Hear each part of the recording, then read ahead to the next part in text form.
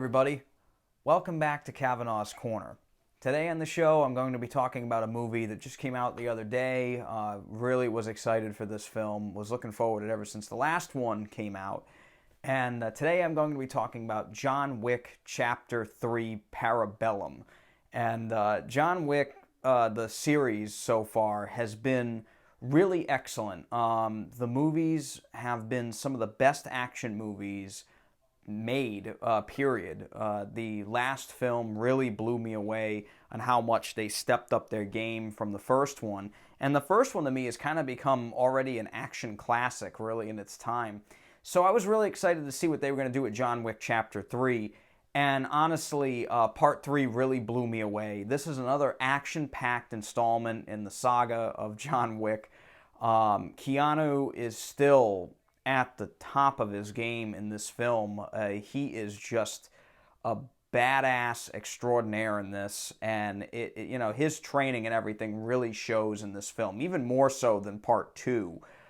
It's kind of almost natural for him now, which is kind of scary. It kind of makes me think this guy could be an assassin in real life if he wanted to be. Thankfully, he's a very peaceful, nice guy, because if he wasn't, we'd all be in deep trouble right now. But really, John Wick Chapter 3 picks up literally minutes after the end of Part 2. And really, John is on the run. And it's a great film. Now, I'm not going to be getting into spoilers here, so you don't have to worry about that. But the film really does have an extraordinary pace to it. The movie is just a little over 2 hours long.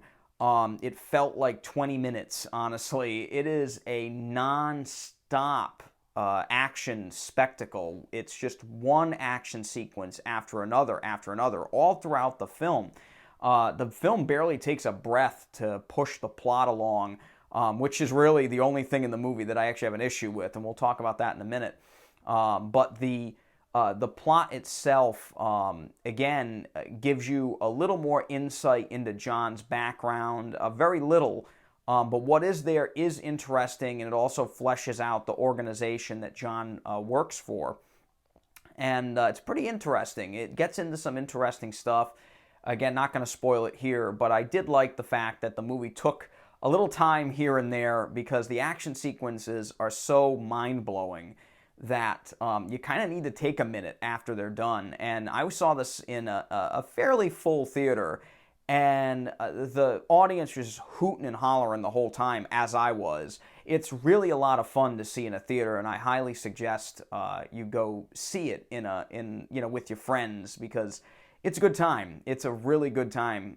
Again, as I mentioned earlier, the plot is definitely the weakest point of the film.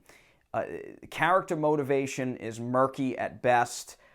John makes some decisions that are kind of strange, honestly, in retrospect. In the movie, as you're watching it, you really think, oh yeah, he would do that. But when you take some time and think about it, when he does make a decision to do one thing and then a couple minutes later decides to go back on that decision after going through quite a lot of stuff to do the first act, it's interesting. And again, it's there because the movie has to keep moving, but at the same time, there are decisions made that seem a little odd. But again, good movie, nonetheless, overall. Plot is interesting, but not anything to write home about, I should say.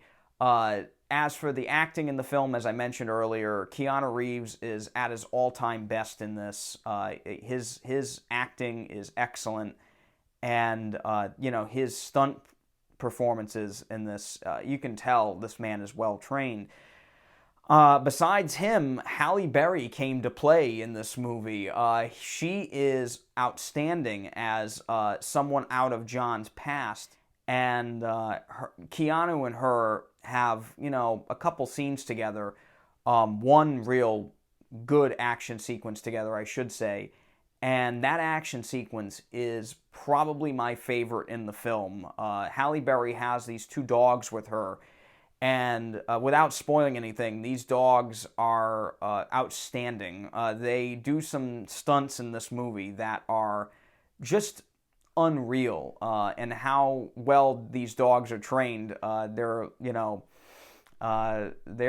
pretty outstanding. I was surprised. Again, without giving anything away, they do some wild stuff, and I loved it. Absolutely loved their action sequences together.